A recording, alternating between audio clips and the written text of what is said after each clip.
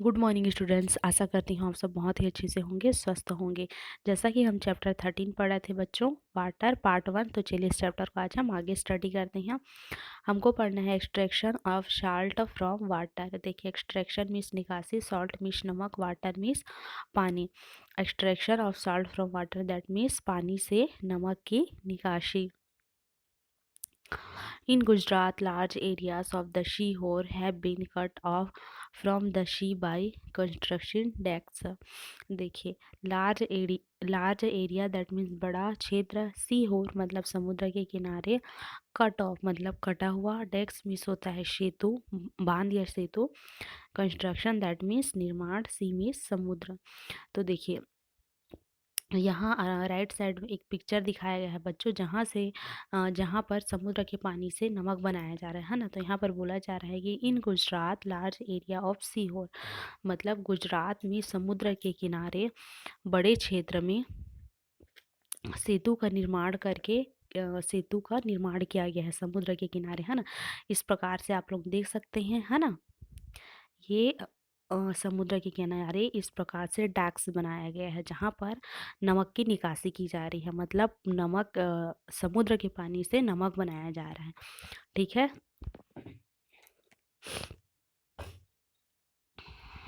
This area are called salt pans, और इस क्षेत्र को सॉल्ट पेन या नमक पेन कहा जाता है। This dykes do not allow the water to return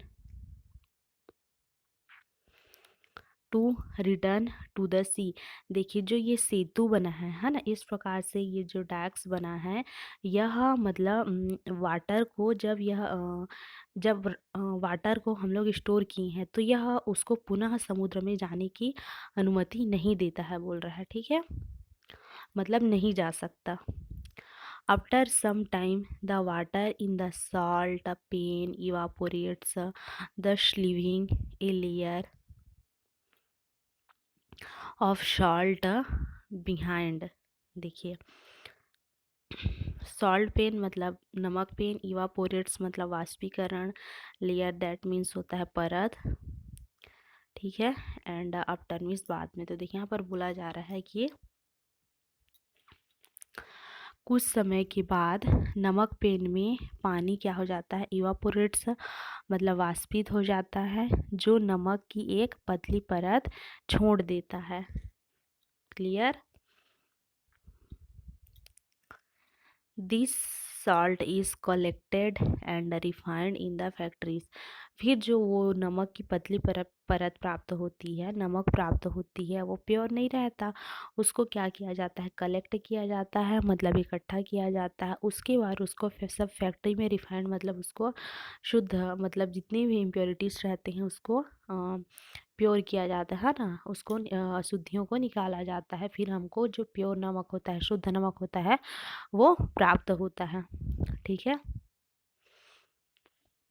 अब है आपका स्टोरेज ऑफ वाटर। स्टोर मतलब संग्रह करके रखना, एंड वाटर, इसमें बोला जा रहा है कि जो वाटर होता है, पानी होता है, हम उसको कैसे स्टोरेज मतलब संग्रहित करके रख सकते हैं। Since we do not get rain throughout the year, we need to store and conserve water. Rain means बारिश, स्टोर में संग्रह, कंजर्व मतलब संरक्षित। तो देखिए बच्चों, चूंकि मतलब ईयर मतलब साल भर तो बारिश नहीं होती है ना। रेन सिर्फ बारिश के मौसम में होगी, रेनी सीजन में होगी, इसलिए हमको जो वाटर होता है, पानी होता है, उसको स्टोर मतलब संग्रह और संरक्षित करने की आवश्यकता होती है। This is done by building dams, reservoirs and canals.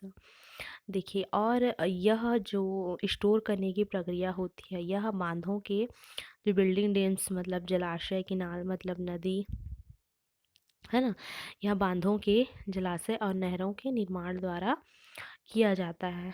ठीक है। A dam is wall built across a river to block the flow of river water. देखिए बच्चों, ये इस प्रकार से बड़े बड़े बिल्डिंग डैम जलाशय होती हैं जिसमें पानी को स्टोर करके रखा जाता है, और इसमें इस प्रकार से वॉल मतलब दीवार बना दी जाती है। ठीक है, मतलब पानी को ब्लॉक कर दिया जाता है, जिससे यह पानी क्या रहता है, स्टोर संग्रहित रहता है ना। The blocked water is stored in the reservoir, मतलब इसमें हम पानी को संग्रहित करके रख सकते हैं। This water is use to generate electricity, irrigate fields and हो डोमेस्टिक पर्पज टू। और इस वाटर का उपयोग हम जनरेट इलेक्ट्रिसिटी मतलब विद्युत उत्पादन, इरीगेट फील्ड्स मतलब खेतों की सिंचाई, एंड डोमेस्टिक पर्पज कई घरेलू उद्देश्य के लिए कर सकते हैं। ठीक है, इस प्रकार से हम बहुत सारे वाटर को स्टोर करके रख सकते हैं।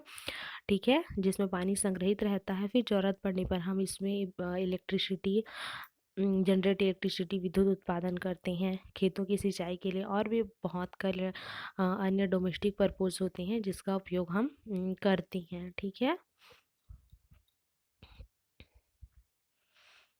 ए canal is a channel taken out from a river or a reservoir and is used to irrigate the fields। देखिए, केनाल मीन्स नहर होता है, एंड रिजर्वेयर मतलब होता है संग्रहित, इरीगेट मतलब सिंचाई। तो देखिए यहाँ पर बोला जा रहा है कि नहर एक नदी या जलाशय से निकाली गई प्रणाली है। इसका उपयोग हम इरीगेट मतलब खेतों की, इरीगेट द फील्ड्स मतलब खेतों की सिंचाई करने के लिए किया जाता है। क्लियर।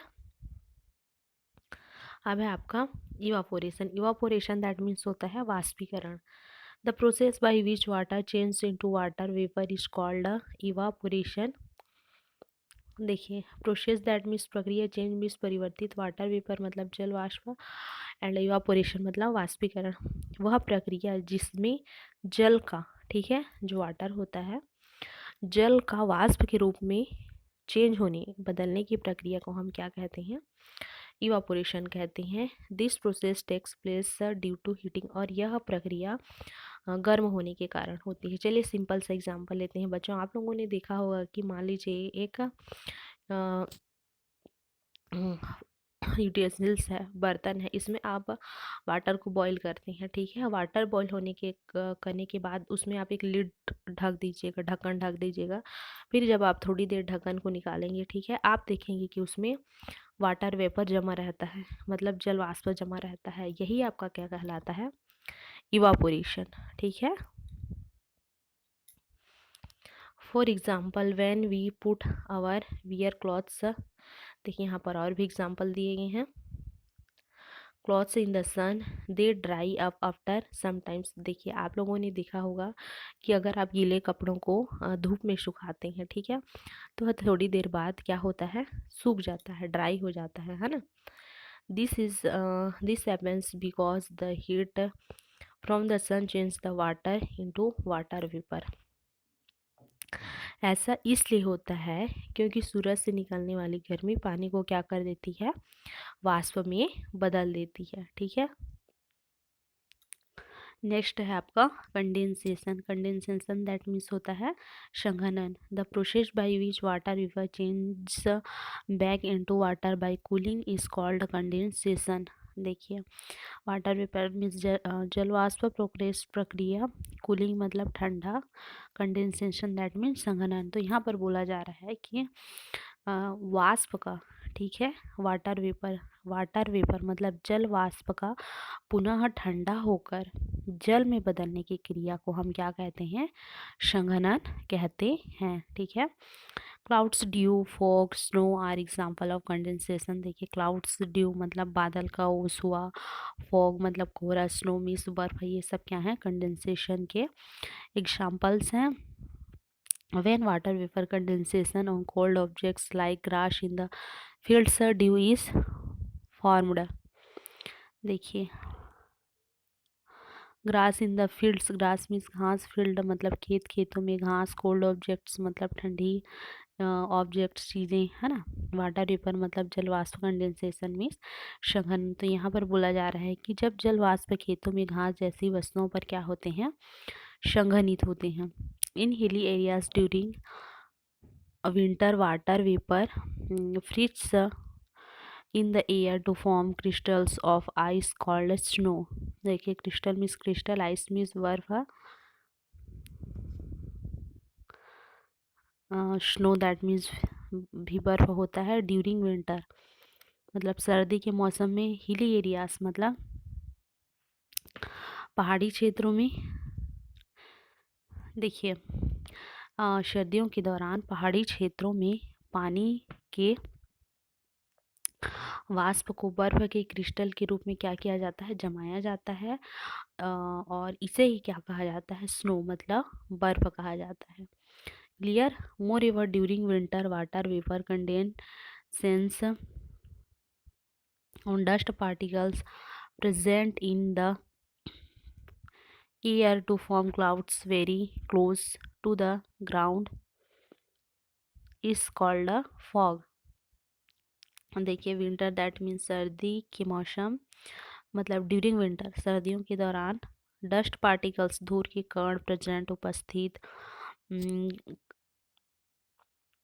ठीक है। फॉग मतलब कोहरा, वाटर वेपर जलवाष्प। तो देखिए यहाँ पर बोला जा रहा है कि इस मोरेवर मतलब इसके अलावा सर्दियों के दौरान वाष्प के रूप में बादलों को बनाने के लिए हवा में जो डस्ट पार्टिकल्स होते हैं, धूल के कण होते हैं, जमीन के बहुत करीब होने के कारण क्या बनाते हैं, कोहरा बनाते हैं, ठीक है।